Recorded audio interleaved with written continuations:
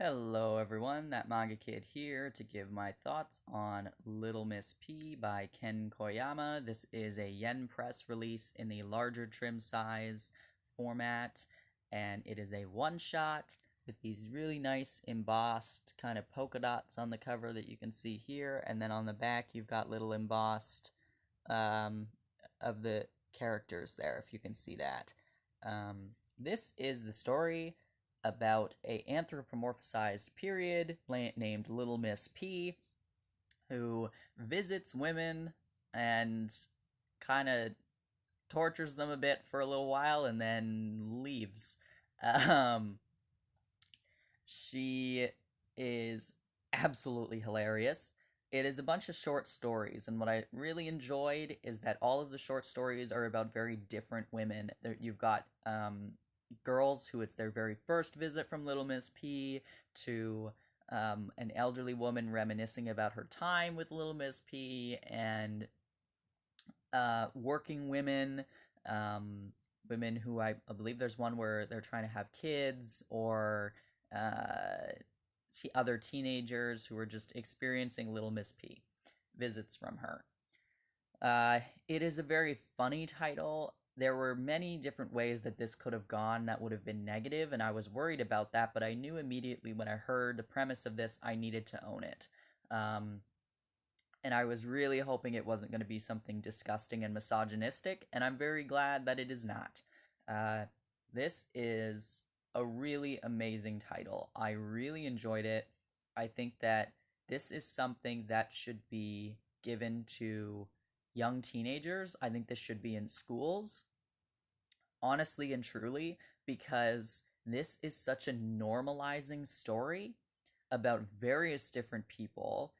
And what I really loved is that there was nothing like squeamish about it. There was no, like, all the men in the story, like, literally there's one where the boyfriend opens the front door because there's a knock on the door, and he goes, "Oh, honey, Little Miss P's here. I'm letting her in." Like, it's not like a, "Oh God, ew, gross, she's here." Like, it's it's all so normalizing, and it's just a story about women experiencing their period from this very bizarre creature who punches them and gets a giant syringe out to extract blood from them. And yeah, it's very, very fun.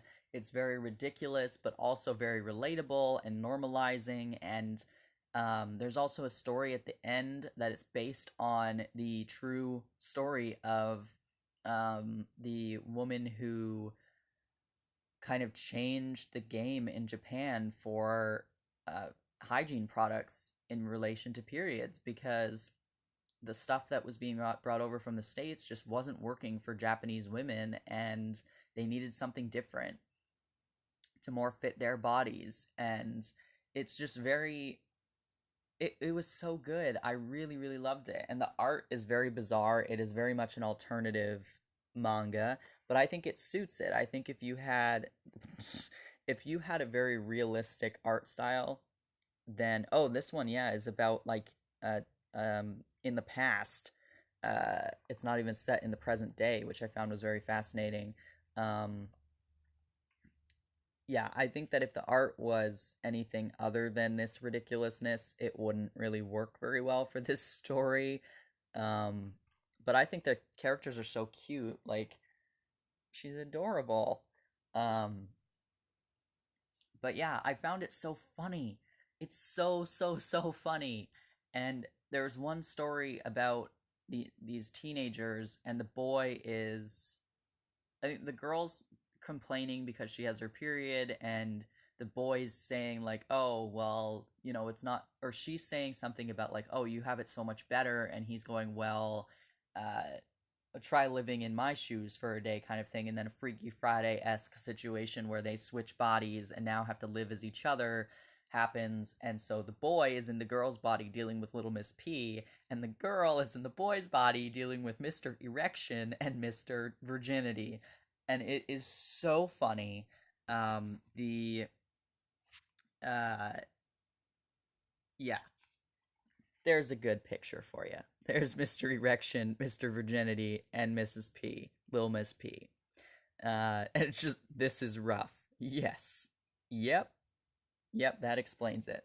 So it's just what I really, really loved. I've mentioned this earlier, is that there's no kind of shaming in this. There's no like, oh, periods are gross. Ew, you have your period. Like, it's all just really sweet, um, comedic little short stories about women just getting their period, and it's so well done.